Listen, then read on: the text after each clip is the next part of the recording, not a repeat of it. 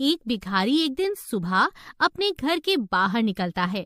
त्योहार का दिन था। उसे गांव में बहुत भिक्षा मिलने की संभावना दिख रही थी।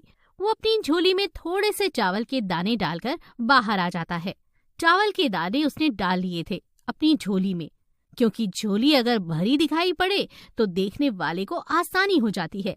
उसे लगता है कि किसी और ने भी दिया है। सूरज निकलने के करीब था। मार्ग पर आते ही सामने से राजा का रथ आया हुआ था। भिखारी सोचता है आज राजा से अच्छी भीख मिल जाएगी। राजा का रथ उसके पास आकर रुक जाता है। भिखारी सोचने लगता है, धन्य है मेरा भाग्य, आज तक कभी राजा से भिक्षा नहीं मांग पाया, क्योंकि द्वारपाल बाहर से ही लौटा देते हैं। आज राजा स्वयं मेरे सामने आके खड़ा हो गया है। भिखारी अभी सोच ही रहा था कि अचानक राजा उसके सामने एक याचक की भांति खड़ा हो जाता है और उससे भिक्षा देने की मांग करने लगता है। राजा कहता है, आज देश पर बहुत बड़ा संकट आया हुआ है। ज्योतिषियों ने कहा है कि इस संकट से उबरने के लिए यदि मैं अपना सब कुछ त्याग कर एक याचक की भांति भिक्षा ग्रहण करके लाऊंगा तभी इसका उपाय संभव है। तुम आज मुझे पहले आदमी मिले हो, इसलिए मैं तुमसे भिक्षा की मांग कर रहा हूँ। यदि तुमने मना कर दिया तो देश का संकट टल नहीं पाएगा, इसलिए तुम मुझे भिक्षा में कुछ भी दे दो।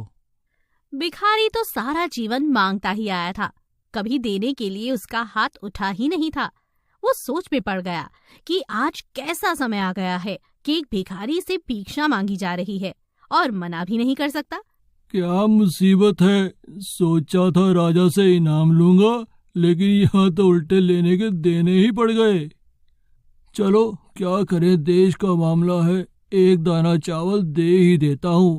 बड़ी मुश्किल से एक चावल का दाना निकाल कर उसने राजा को दे दिया। राजा वही एक चावल का दाना ले बहुत खुश होकर आगे बढ़ जाता है। सबने उस राजा को बढ़ चढ़ कर भिक्षा दी, परंतु भिखारी को चावल के दाने के जाने का भी बहुत ज्यादा गम सता रहा था।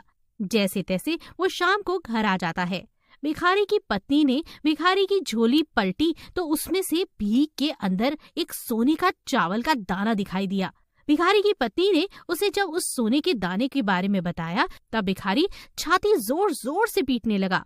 अरे मेरी फूटी किस्मत, मैंने राजा को और कुछ क्यों नहीं दिया, राजा को सारे चावल के दाने क्यों नहीं दे दिए। अगर मैं राजा को सब दे देता तो सारा सोने का हो जाता। हे प्रभु, मैंने ये क्या कर दिया, अपने पैरों पर खुद ही कुल्हाड़ी मार दी। भगवान, आप रो क्यों रहे हो जी?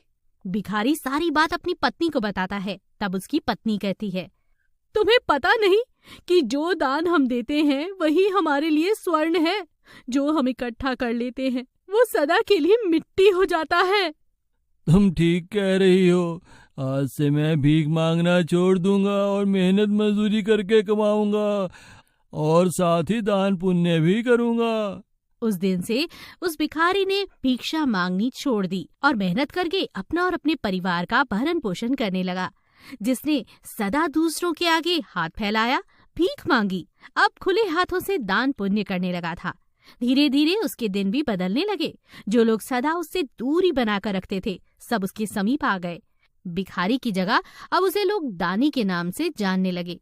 जिस इंसान की प्रवृत्ति देने की होती है उसे कभी किसी चीज की कमी नहीं होती, और जो हमेशा लेने की नीयत रखता है उसका कभी पूरा ही नहीं पड़ता।